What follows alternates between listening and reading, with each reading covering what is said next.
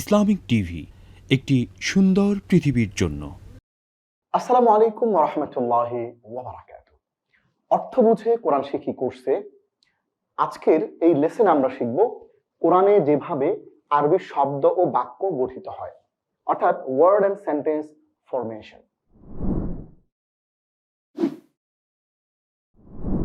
আপনি যখনই বুঝে ফেলবেন যে কোরআন তিলাওয়াত কালে এই শব্দগুচ্ছ বা এই বাক্যের ফরম্যাটটি আমার পরিচিত একটি ফরম্যাট, এবং ওই ফরম্যাটটি শেখার কারণে আপনি কোরআনে এই ধরনের ফরম্যাট যেখানে যেভাবে আসবে আপনি কিন্তু সবগুলোই ধরতে পারবেন। এই জন্য আমাদের মূলত এই সেন্টেন্স ফরমেশনটা ধরতে হবে। আসুন আমরা এক নজরে জেনে নেই এই লেসনে আমরা যা যা শিখব। প্রথমে আমরা গল্পে গল্পে নামবাচক বাক্য, ক্রিয়াবাচক বাক্য পরিচিতি দেখব এবং আরবি ভাষায় বাক্যের প্রকারগুলো দেখব, কত রকমের বাক্য আছে আরবি ভাষায়, এবং নামবাচক বাক্য বা জুমলা ইসমিয়া এবং ক্রিয়াবাচক বাক্য বা জুমলা ফি'লিয়া এটার সংজ্ঞাটা আমরা জানবো, এবং ইসিম সম্পর্কে এমন একটা বিষয় জানবো যা খুবই জরুরি, এবং বাক্যে নামবাচক এবং গুণবাচক ইসিম কোথায় বসে, ইংরেজিতে কোথায় বসে, বাংলাতে কোথায় বসে এবং আরবিতে কোথায় বসে, এই বিষয়গুলো আমরা চমৎকার করে কিন্তু এখান থেকে দেখে নেব। এবং শেষে আমরা জানবো মুহসিন মেথড। আমার দীর্ঘ 10 বছরের অভিজ্ঞতার আলোকে আমি কিছু বাক্যের প্যাটার্ন নির্দিষ্ট করেছি। আমরা অসংখ্য মানুষকে কোরআনের ভাষা শেখাতে গিয়ে দেখেছি এই বাক্যের প্যাটার্নগুলো মানুষকে বলে দিলে তারা যখন নিজেরা কোরআন তেলাওয়াত করতে যায় তখন কিন্তু তাদের কোরআন তেলাওয়াতটা অনেক সহজ হয়ে যায়। এই মুহসিন মেথডে আমরা আরবি নামবাচক মৌলিক বাক্যের 15টি গঠন আমরা দেখব, এবং এখানে এই 15টি বাক্য কাঠামোর প্রত্যেকটিরই কোরআনিক এক্সাম্পল দেখব। কারণ আপনাকে যদি আমি শুধু গঠন দেখিয়ে দেই, থিওরিটা বলে দিই, প্র্যাকটিক্যাল জিনিসটা যদি আপনাকে অ্যাপ্লাইড দেখিয়ে না দেই তাহলে কিন্তু কোনোই লাভ নাই। আমাদের কোর্স হচ্ছে অর্থ বুঝে কোরআন শিখি। এই কোরআন থেকেই আমরা দেখে নেব বাক্যের প্যাটার্নগুলো। এবার আসুন আমরা একটু গল্পে গল্পে জানি নামবাচক বাক্য, ক্রিয়াবাচক বাক্য পরিচিতি। সাব্বির এর কওয়াইদ ক্লাস, আমরা জানি যে কওয়াইদ মানে হচ্ছে আরবি গ্রামার। ক্লাসে আজ তারকিবের প্রতিযোগিতা চলছে। জুমলা মানে বাক্য, খেয়াল রাখবেন এই জুমলা শব্দের অর্থ হচ্ছে বাক্য, আর তারকিব মানে হচ্ছে বাক্য বিশ্লেষণ। ধরুন আমরা একটা বাক্য লিখলাম, আই ইট রাইস, আমি ভাত খাই। তাহলে আই ইট রাইসের দেখুন এই আই এটা একটা পার্সোনাল প্রোনাউন এবং ইট হচ্ছে একটা ভার্ব এবং রাইস হচ্ছে একটা নাউন বা এটাকে আমরা অবজেক্ট বলতে পারি। তাহলে এই যে বাক্যটাকে আমরা বিশ্লেষণ করলাম, এই ব্যাপারটাকে আরবিতে বলে তারকিব বা বাক্য বিশ্লেষণ। বাক্যে কোন শব্দটা কি হিসেবে এসছে এই ব্যাখ্যাটা করা, এই বিশ্লেষণটা করাই হচ্ছে তারকিব। এই তারকিবের প্রতিযোগিতা চলছিল। শিক্ষক বোর্ডে একটা করে জুমলা লিখছেন বা বাক্য লিখছেন, আর শিক্ষার্থীদের মধ্য থেকে একজন গিয়ে সেই বাক্যটাকে বিশ্লেষণ করে আসছে। প্রত্যেকের পয়েন্ট গণনা করা হচ্ছে। এখন পর্যন্ত সাব্বির 2টো বাক্যের তারকিব করেছে। তৃতীয় বাক্যের তারকিব করতে সে বোর্ডের সামনে আসার পর শিক্ষক তাকে জিজ্ঞেস করলেন, আচ্ছা বলো দেখি জুমলায় ইসমিয়া কাকে বলে? সে বলল, সাথে সাথে উত্তর দিল, যেই জুমলা বা বাক্যের প্রথম অংশ ইসিম হয় তাকে জুমলা ইসমিয়া বলে, আর যেই জুমলার প্রথম অংশ ফেল হয় তাকে জুমলায়ে ফেলিয়া বলে। তাহলে আরবি ভাষায় 2 রকমের বাক্য, একটি হচ্ছে জুমলা ইসমিয়া, একটি হচ্ছে জুমলা ফেলিয়া। যে বাক্যের প্রথম অংশ ইসিম হয় সেটি জুমলা ইসমিয়া, আর যে বাক্যের প্রথম অংশ ফেল হয় সেটি জুমলায়ে ফেলিয়া। এটি আমরা গল্পের মাধ্যমে শিখে ফেললাম। এইবার আরবি ভাষায় বাক্যের প্রকারটা আমরা একটু দেখব।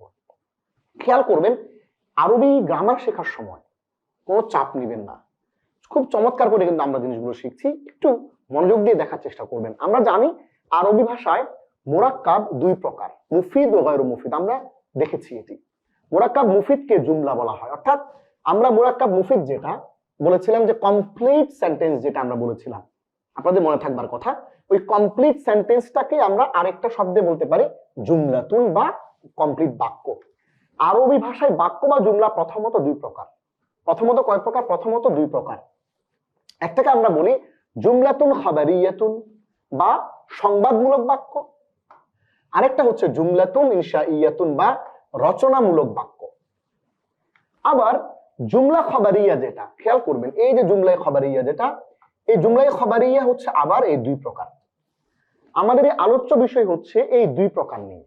অর্থাৎ এই জুমলায়ে খবরিয়ার যে দুইটা প্রকার, একটা হচ্ছে নামবাচক বাক্য বা জুমলাতুন ইসমিয়াতুন নামবাচক বাক্য, আরেকটি হচ্ছে ক্রিয়াবাচক বাক্য জুমলাতুন ফি'লিয়াতুন। আপনারা ইসমিয়াতুন দেখতে পাচ্ছেন, তার মানে নাম। আপনারা ফি'লিয়াতুন দেখতে পাচ্ছেন, তার মানে হচ্ছে ক্রিয়া। সো আমরা ইসিম ফি'ল এই দুটাকে আমরা চিনি। ইসিম ফি'ল এই দুইটাকে যখন আমরা চিনি, তাহলে আমরা জুমলাতুন ইসমিয়াতুন এবং জুমলাতুন ফি'লিয়াতুন আমাদের জন্য বোঝা খুবই সহজ। আমরা এই লেসনের শেষের দুই যে প্রকার আছে, অর্থাৎ জুমলাতুন খবরিয়াতুন যেটা, এইটার যে দুই প্রকার, জুমলাতুন ইসমিয়াতুন বা নামবাচক বাক্য, জুমলাতুন ফি'লিয়াতুন বা ক্রিয়াবাচক বাক্য, এই ব্যাপারটি নিয়ে আমরা এখানে আলাপ করব। আসুন আমরা একটু জানি যে নামবাচক বাক্য বা জুমলাতুল ইসমিয়া বা ক্রিয়াবাচক বাক্য বা জুমলা ফি'লিয়ার সংজ্ঞা। আমরা একটু দেখি নামবাচক বাক্য, এই প্রত্যেকটা আমরা দেখে নেব। নামবাচক বাক্য বা জুমলা ইসমিয়া হলো সেই বাক্য যা একটি ইসিম দিয়ে শুরু হয়। কি দিয়ে শুরু হয়? একটা ইসিম দিয়ে শুরু হবে।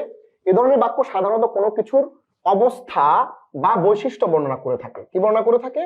অবস্থা বা বৈশিষ্ট্য। এটি অবস্থা বা বৈশিষ্ট্য বর্ণনা করে থাকে। এটি মোট দুইটি মূল উপাদান নিয়ে গঠিত হয়। কয়টি মূল উপাদান? দুইটি মূল উপাদান নিয়ে গঠিত হয়। প্রথমটিকে বলে মুবতাদাউন এবং দ্বিতীয়টিকে বলে খাবারুন। তাহলে নামবাচক বাক্য বা জুমলাতুন ইসমিয়াতুন এটি যে গঠিত হয়, এটির মূল এলিমেন্টস হচ্ছে দুটো। প্রথম যে অংশটি সেটিকে বলা হয় মুবতাদা এবং দ্বিতীয় যে অংশটি সেটিকে বলা হয় খবর।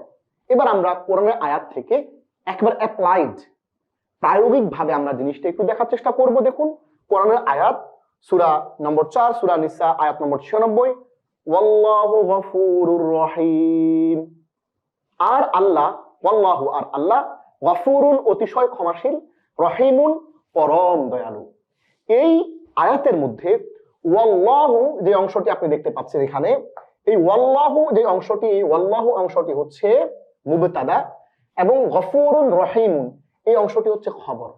অর্থাৎ এই বাক্যের মধ্যে আপনাকে একটা সংবাদ দিচ্ছে। তাহলে আমরা বলে এসেছিলাম যে জুমলাতুন ইসমিয়াতুন মানে হলো এমন একটি বাক্য যেটি কোনো কিছুর অবস্থা বা বৈশিষ্ট্য বর্ণনা করে। এটি আমরা বলে এসেছিলাম। তাহলে দেখুন এইখানে আল্লাহু গফুর রহিম, আল্লাহ অতিশয় ক্ষমাশীল এবং পরম দয়ালু, এখানে কিন্তু আল্লাহর বৈশিষ্ট্য বর্ণনা করা হচ্ছে। তার মানে হচ্ছে এটি কিন্তু একটি আল জুমলাতুল ইসমিয়া বা একটি নামবাচক বাক্য বা জুমলা ইসমিয়া। তাহলে আল্লাহ হচ্ছে মুবতাদা এবং গফুরুর রহিম হচ্ছে খবর। ঠিক তেমনি এরপর আয়াতটা দেখি, আল্লাহু নূরুস সামাওয়াতি ওয়াল আরদ। আল্লাহ, আল্লাহ নূর আলো, আস-সামাওয়াতি ওয়াল আরদ আকাশমণ্ডলী ও পৃথিবীর। আল্লাহু নূরুস সামাওয়াতি ওয়াল আরদ, আল্লাহ আকাশমণ্ডলী ও পৃথিবীর আলো। সূরা নম্বর 24, সূরা আন-নূর আয়াত নম্বর 35। এইখানেও দেখুন আল্লাহ হচ্ছে মুবতাদা এবং এর পরের যে অংশটি নূরুস সামাওয়াতি ওয়াল আরদ, এই অংশটি হচ্ছে খবর। তাহলে আমরা এখান থেকে চমৎকার করে এক্সাম্পল পেয়ে গেলাম যে জুমলাতুল ইসমিয়াতুন এর প্রথম অংশটির নাম হচ্ছে মুবতাদা এবং দ্বিতীয় অংশটির নাম হচ্ছে খবর। এই দুটো আয়াত থেকে কিন্তু চমৎকার করে আমরা প্র্যাকটিক্যালি জুমলাতুল ইসমিয়াতুনটা শিখে ফেললাম। এবার আমরা জুমলাতুল ফি'লিয়াতুনটা আমরা দেখার চেষ্টা করব। দেখুন ক্রিয়াবাচক বাক্য বা জুমলা ফি'লিয়া হচ্ছে সেই বাক্য যা একটি ফি'ল বা ক্রিয়া দিয়ে শুরু হয়।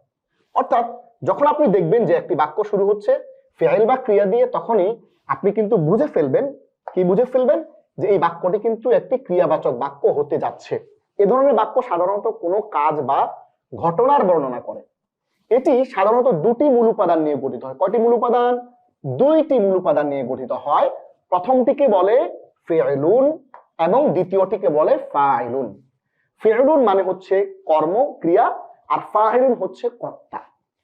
এটা আমরা পরে আরো ভালো করে শিখবো ইনশাআল্লাহ। তাহলে দেখুন আমরা একটা আয়াতের এক্সাম্পল যদি দেই, ইদা জাআ নাসরুল্লাহি ওয়াল ফাতহ। ইদা যখন, জাআ আসবে, নাসরুল্লাহি আল্লাহর সাহায্য, ওয়াল ফাতহু ও বিজয়। সূরা নম্বর 110, সূরা আন-নাসরের আয়াত নম্বর 1-এ আমরা জানতে পারছি যে জাআ যে শব্দটা এখানে দেখতে পাচ্ছেন এটা হচ্ছে একটা ফি'ল এবং নাসরুল্লাহি ওয়াল ফাতহু আল্লাহর সাহায্য এবং বিজয় এটি হচ্ছে ফাইল। তাহলে আমরা জেনে গেলাম যে আল জুমলাতুল ফি'লিয়া বা ক্রিয়াবাচক যে বাক্য, সেই বাক্যে দুটো অংশ থাকে, একটির নাম ফি'ল, একটির নাম ফাইল। ফি'লটি শুরুতে আসবে, যেটি এখানে যা হিসেবে এসেছে এবং ফাইলটি আসবে তারপরে। তাহলে সেটি আমরা কিন্তু এখানে প্র্যাকটিক্যালি কোরআনের আয়াত থেকে দেখে ফেললাম। এইবার আমরা ইসিম সম্পর্কে খুবই গুরুত্বপূর্ণ একটি বিষয় জানবো। আমরা জেনেছি ইসিম, ফেল, হরফ, যত রকমের আরবি শব্দ আছে সেটি হয়তো ইসিম, না হলে ফেল, না হতো সেটি হরফ। এই তিনটির মধ্যে ইসিমটি সম্পর্কে একটু আমাদের জানা দরকার। ইসিম সম্পর্কে আমরা কিছু কথা জানতেই হবে। কোনো কিছুর নামকে ইসিম বলে। পৃথিবীর সকল নাম এটা হচ্ছে ইসিম, যেটাকে আমরা ইংরেজিতে বলি noun is a naming word. আমরা কি বলি?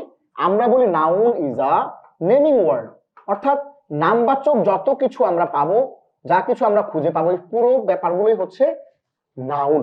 তাহলে যত কিছুর নাম সবকিছু ইসিম। বাংলায় যাকে বিশেষ শপথ, বাংলা আমরা যাকে বিশেষ শপথ বলি, কি বলি আমরা? বিশেষ শপথ। এবং আরবিতে আমরা যাকে বলি নাউন, ইংরেজিতে আমরা যাকে বলি নাউন। ওই ইংরেজি ভাষার নাউন বাংলা ভাষায় বিশেষ শপথ এবং আরবি ভাষায় কিন্তু ইসিম। তাহলে আমরা তিনটা জায়গায় একটু অ্যালাইন হয়ে যাই। ইংরেজি ভাষার নাউন, বাংলা ভাষার বিশেষ শপথ এবং আরবি ভাষার ইসিম একই জিনিস। তাহলে আরবি ভাষায় ইসিমের মধ্যে অন্তর্ভুক্ত আছে কি কি? বিশেষ্য, নাউন, সর্বনাম, প্রোনাউন বা জমির এবং বিশেষণ, অ্যাডজেক্টিভ, যেটাকে আমরা সিফত বা নাত হিসেবে বলতে পারি। তাহলে বেশিরভাগ আরবি শব্দই হচ্ছে ইসিম। হ্যাঁ, বেশিরভাগ আরবি শব্দই কোরআনিক আরবিক এবং নর্মাল যে আরবি ভাষা সেটিও কিন্তু বেশিরভাগ শব্দই হচ্ছে ইসিম। তাহলে আমরা এখানে শিখে ফেললাম যে ইসিম, বিশেষ্য, নাউন, জমির, প্রোনাউন, সর্বনাম, সিফত বা নাত, অ্যাডজেক্টিভ, বিশেষণ। কোনটার আরবিতে কি নাম, বাংলাতে কি নাম এবং ইংরেজিতে কি নাম, এই জিনিসগুলো কিন্তু আমরা চমৎকার করে জেনে ফেললাম। এবার আমরা একটু দেখি যে ইসিমের শ্রেণী বিভাগ আছে। ইসিমের একটু প্রকারটা বুঝতে হবে। একটা হচ্ছে নামবাচক ইসিম, একটা হচ্ছে গুণবাচক ইসিম।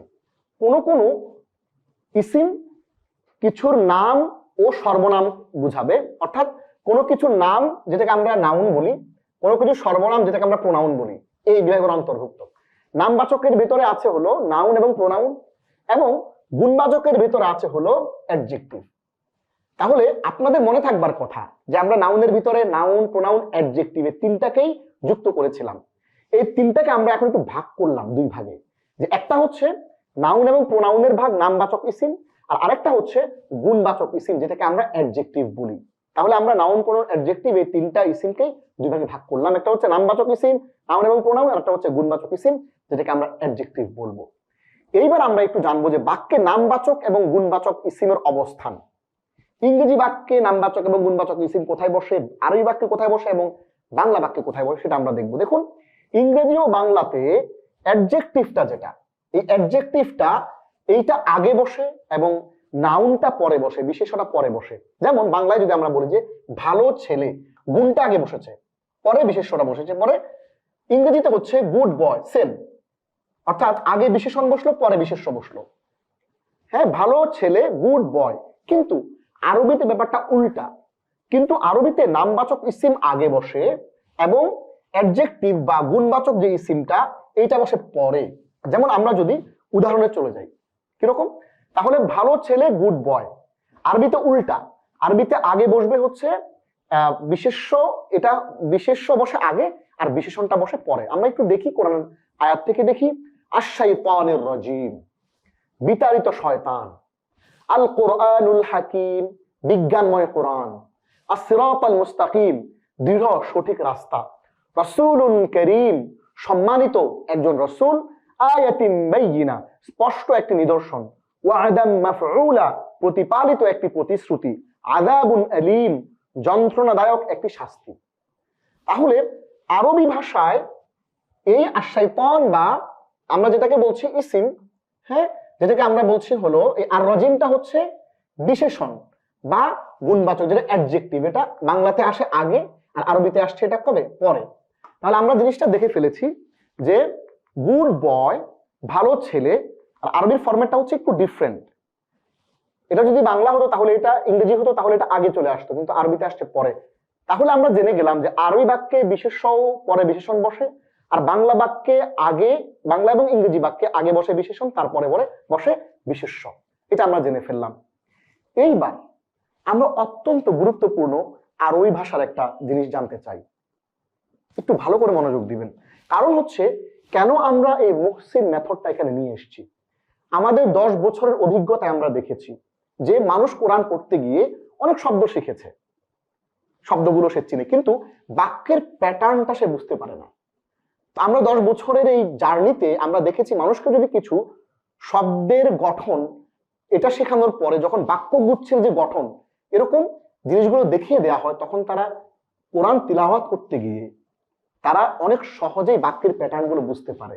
এই জন্য মুহসিন মেথডে এখানে আমরা কোরআনে অধিক ব্যবহৃত, কোরআনে সবচেয়ে বেশি ব্যবহৃত যেই আরবি নামবাচক মৌলিক বাক্যের গঠন, আমরা কিন্তু নামবাচক, এটাকে আমরা জুমলা ইসমিয়া বলছি, আমরা জুমলা ফেলিয়া না, নামবাচক মৌলিক বাক্যের গঠন। অর্থাৎ আমরা বলে থাকি যে এই 15 রকমের আরবি বাক্য কাঠামো যদি কারো জানা থাকে, তাহলে কোরআনে অধিকাংশ বাক্যই আল জুমলাতুল ইসমিয়া বা নামবাচক বাক্য। তাহলে সে ম্যাক্সিমাম কোরআনের যে আয়াতগুলো সেগুলোর প্যাটার্ন বা স্ট্রাকচারটা সে ধরতে পারবে ইনশাআল্লাহ। অসংখ্য মানুষ পেরেছে, আপনিও পারবেন। তাহলে আমরা Quranic Arabic basic sentence structures আমরা একটু দেখে আসি। প্রথম স্ট্রাকচারটা হচ্ছে কিতাবুন। এটি গঠিত হয়েছে কিভাবে? একক একটি অনির্দিষ্ট ইসিমের দ্বারা। কিতাবুন, দেখুন বাক্যটা আস্তে আস্তে এক্সপান্ড হবে। বুক, আ বুক, এরপর that is a book, a wise book. এই যে একটা শব্দ বাড়ছে, বাক্যের প্যাটার্নটা বড় হচ্ছে, চেঞ্জ হচ্ছে, এই যে পরিবর্তনগুলোই কিন্তু আমরা এখানে দেখাবো আপনাদেরকে। কিতাবুন একটি বই, একক একটি অনির্দিষ্ট ইসমের মাধ্যমে গঠিত হয়েছে। দ্বিতীয় হচ্ছে দালিকা কিতাবুন, উহা একটি বই। দালিকা উহা কিতাবুন একটি বই, এটি এসছে একটা নির্দেশক ইসিম আসছে এবং একক একটি অনির্দিষ্ট ইসমের মাধ্যমে গঠিত হয়েছে। এবং তৃতীয় বাক্যের ফরম্যাটটা হচ্ছে কিতাবুন হাকিমুন, একটি প্রজ্ঞাপূর্ণ বই। এখানে দুইটি অনির্দিষ্ট ইসিম আসছে, প্রথমটিকে দ্বিতীয়টি বিশেষায়িত করেছে। তাহলে আমরা তিনটা প্যাটার্ন একটু দেখে নেই। কিতাবুন একটি বই, দালিকা কিতাবুন উহা একটি বই, কিতাবুন হাকিমুন একটি প্রজ্ঞাপূর্ণ বই। ইসলামিক টিভি, একটি সুন্দর পৃথিবীর জন্য।